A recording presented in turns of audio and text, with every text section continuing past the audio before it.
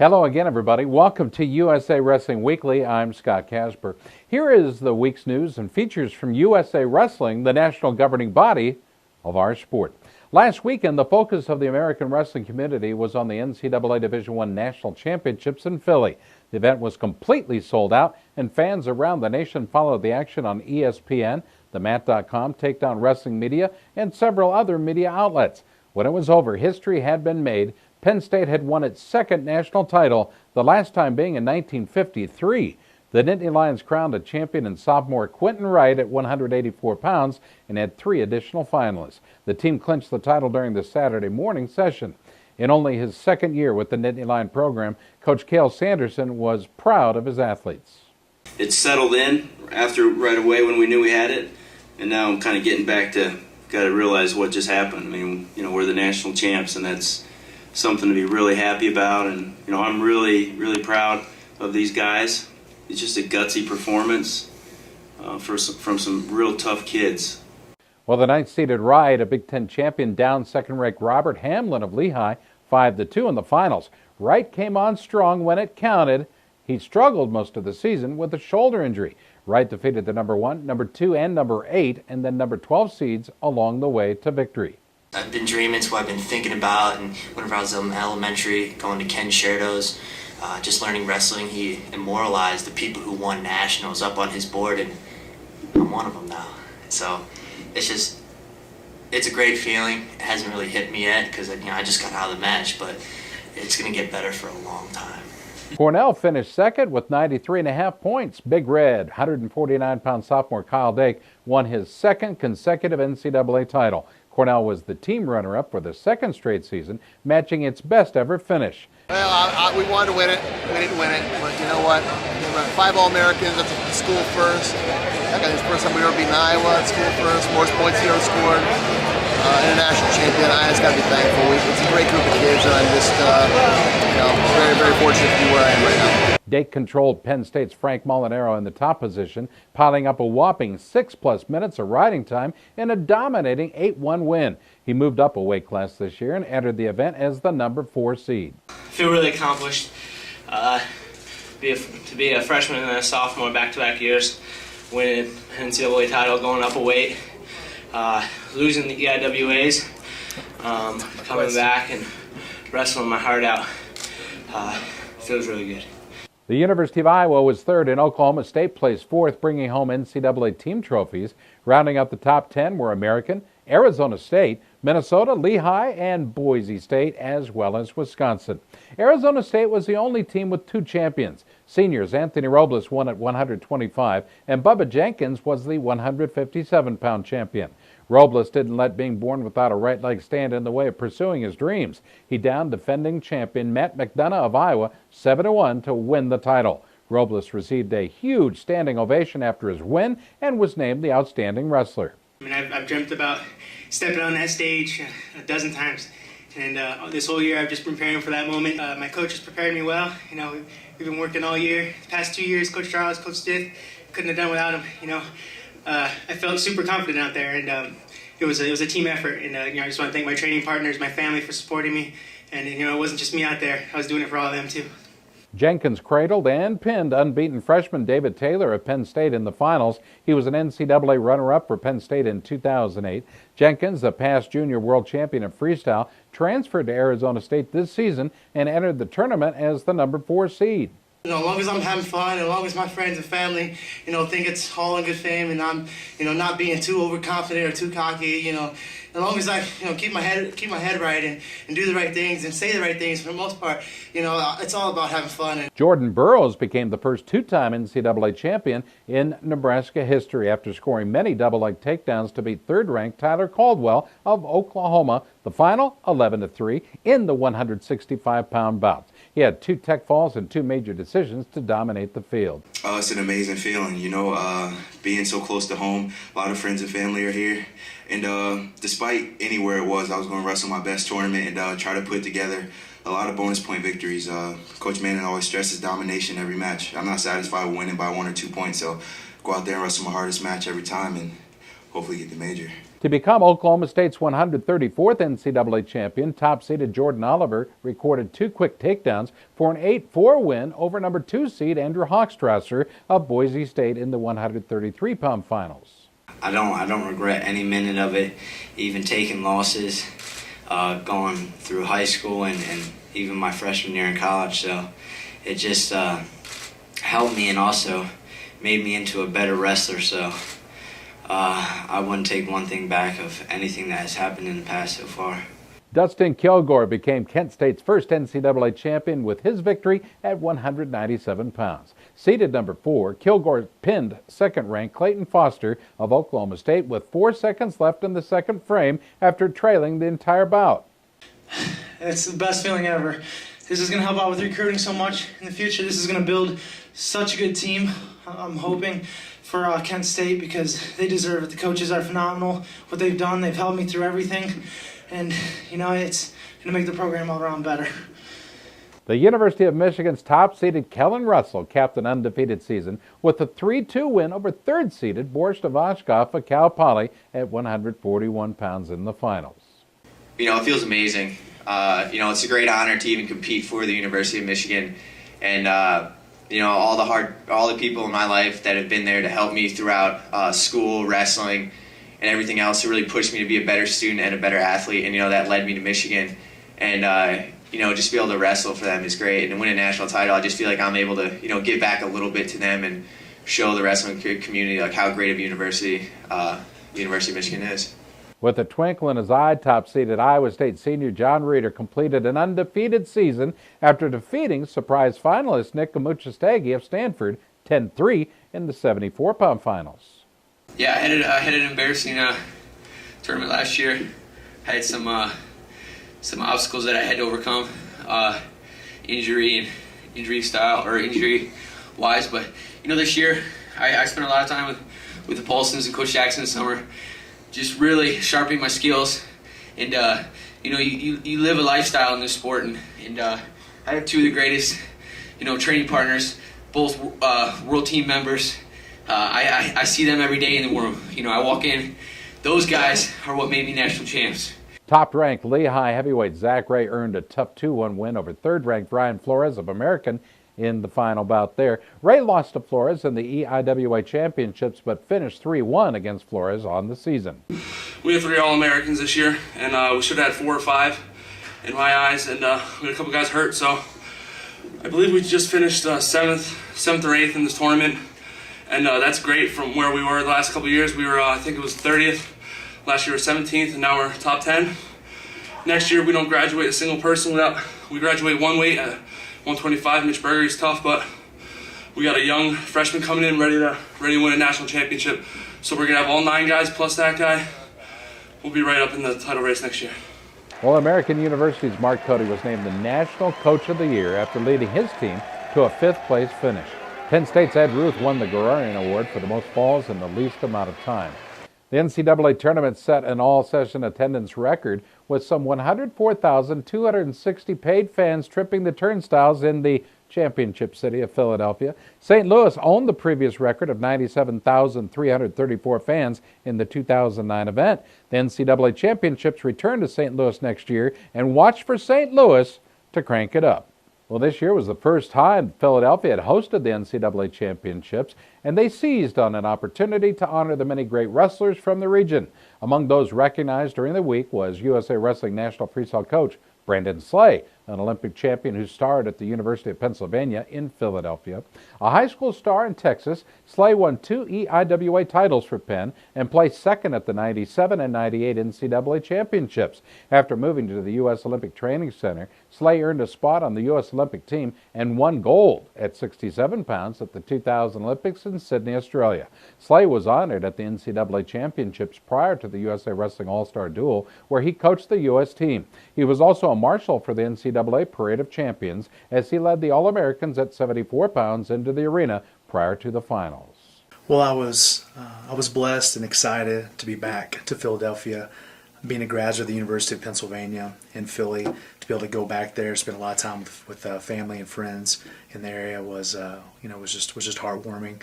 And then to receive that award was very special. And then I've never had the opportunity to give out NCAA awards at the NCAA tournament, so it was great to be able to give John Reeder his award at 174 pounds.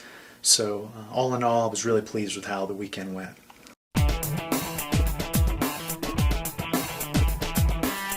Each season, Liberty Mutual's Responsible Sports Community Grant Program awards $65,000 to youth sports organizations and school sports programs that demonstrate their commitment to responsibility in youth sports. Your organization could be one of our 20 winners this season. It's easy. Simply visit responsiblesports.com and click on the Community Grant Program. Administrators register their organization with the program, then reach out to rally parents, coaches, and team supporters to log on and review either the Responsible Sports Parenting or Responsible Coaching Guide. Then complete the quiz and showcase your mastery of the concepts. Every successfully passed quiz is worth a point that you can credit to your favorite youth sports organization or school sports program. Connect with friends, family, and neighbors to rally more support. The teams and schools with the most points at the end of the grant period win. It's that simple. Watch the leaderboard throughout the grant season, then rally more of your supporters to increase your totals. Liberty Mutual is committed to celebrating and championing youth sports and to financially supporting organizations that demonstrate their commitment to responsible sports. Join the movement and start earning points toward your community grant. Wrestling fans, USA Wrestling has launched a top social networking site designed for you. USA Wrestling Nation is the latest innovation provided to the wrestling community by our sports national governing body, USA Wrestling. Post photos, blogs, and videos. Interact on boards. Keep up with your favorite wrestling personalities with USA Wrestling Nation. It's free to register. Join the thousands of wrestling fans that have already signed up and become a part of the USA Wrestling Nation at usawrestlingnation.com. Well, it all went down to the final bout as the United States defeated a team of international stars 12-10 at the USA Wrestling National Team All-Star Meet held alongside the NCAA Championships in Philly. In the concluding bout, 2010 U.S. World Team member Brent Metcalf defeated Heinrich Barnes of South Africa 5-1, 3-0 at 145. Metcalf scored a decisive takedown and a one-point turn in the second period to seal the win. Metcalf was a two-time NCAA champion for Iowa, and Barnes was an All-American for Oregon State. Well, I scored a lot of points. Probably didn't start the way I wanted to. Can't let a guy get in on you, but he's good there. And just gotta make sure you're ready to go right off the bat, Can't give up easy points there. And later in the match, you gotta turn it up. And I kept scoring, but it was off of his mistakes rather than my offense. So, you get a takedown, you get a turn. That 3-0 is, big time. Well, the duel started with a Greco-Roman bout when 2005 world bronze medalist Justin Ruiz of the U.S. defeated 2006 world champion Mohammed Abdul Fattah of Egypt 3-1, 0-8, 1-0. Ruiz scored the only takedown in the final stanza for the win. Ruiz was a two-time All-American for Nebraska. Great crowd, great fans of the sport. It's nice just to come here, no pressure, just have fun. Wrestle is a real good event. Third period, just shutting down, and then on the defense, not giving anything up. Right at the end, it's pretty close. They almost got me, but I was able to fight my hip down. But I think the Park-Care defense paid off today. At 185 pounds, Keith Gavin won an exciting three-period bout over Jaime Espinal of Puerto Rico, 9-0, 1-5, 1-0.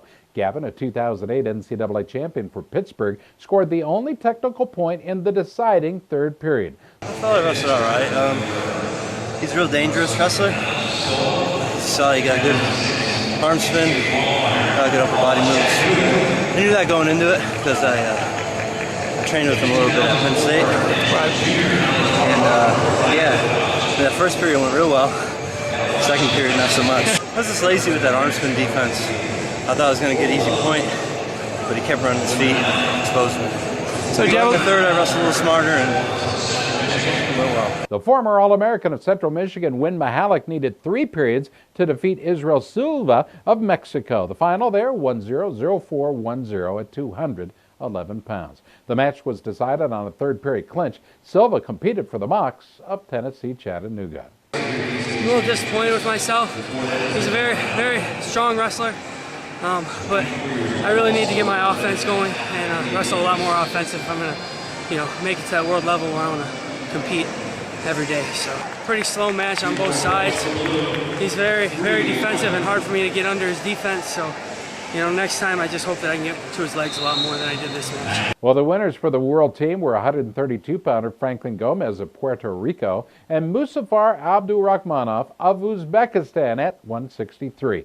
The opening U.S. freestyle exhibition match at 121 went to 2009 NCAA champion Troy Nickerson of the Cornell Big Red. He edged out Daniel Dennis 1-0-1-0. Dennis was an All-American for Iowa. It was Nickerson's first bout in a year as he's been recovering from injury. Felt good to be on the mat, a little sluggish, which you can expect. I haven't been competitively on the mats in a year now.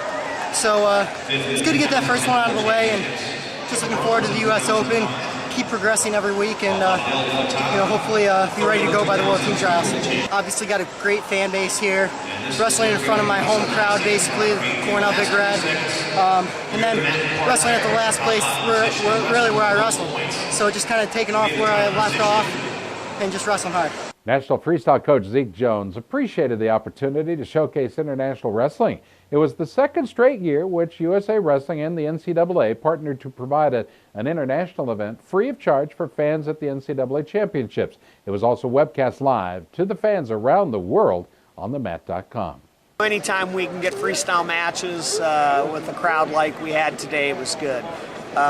Too many ball pulls. We can't be in that situation where we're relying on the ball to make a decision on the outcome of a match. But it's something we need to take away. We've got to start our matches faster. We've got to start our periods faster. We've got to start on the whistle, attacking relentlessly. Well, USA Wrestling's Folk Style Tour of America concluded this past week with the Dominate in the Dells event in Wisconsin. Over 800 wrestlers from 17 states participated. That's an increase of over 200 athletes from last year.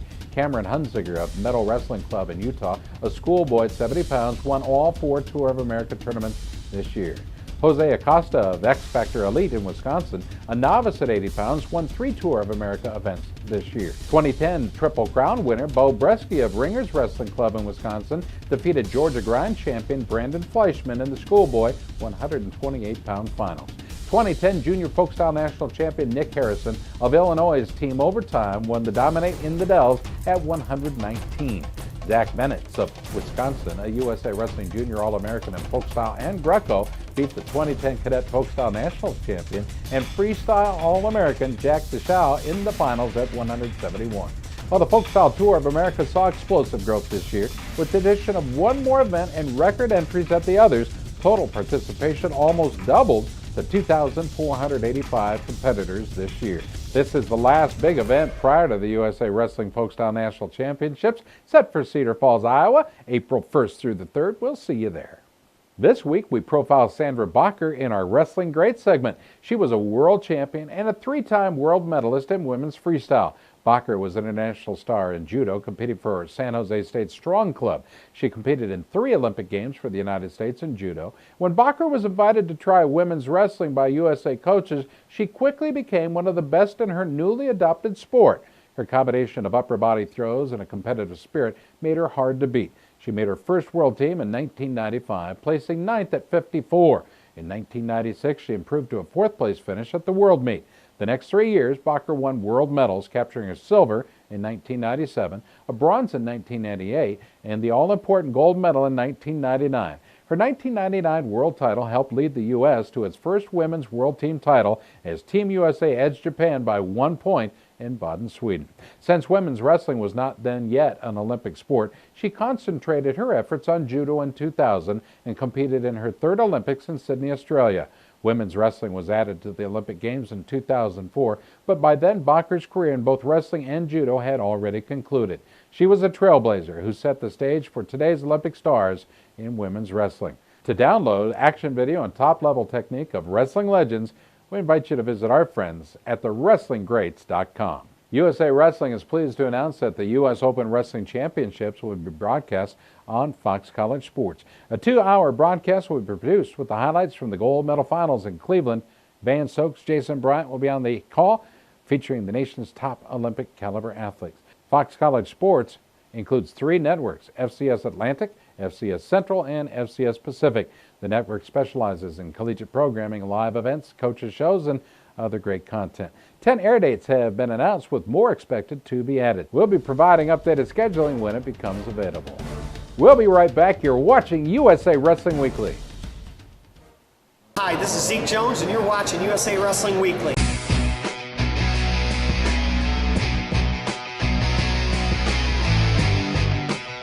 Excellence like this takes a lifetime to achieve.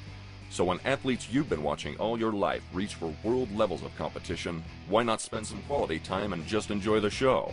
Don't miss the 2011 U.S. World Team Trials, June 9th through 11th in Oklahoma City. Brought to you by ASICS, the official sponsor of USA Wrestling's national teams. Reserve your tickets now.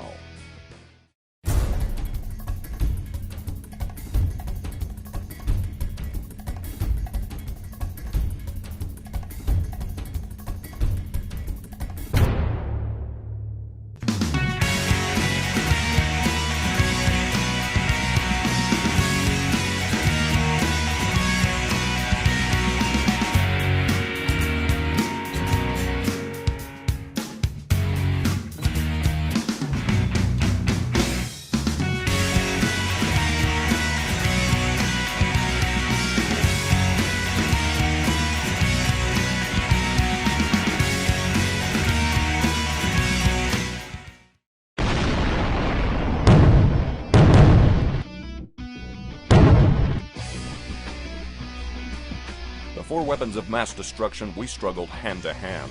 Before we fought from a distance, our battles were up close and personal.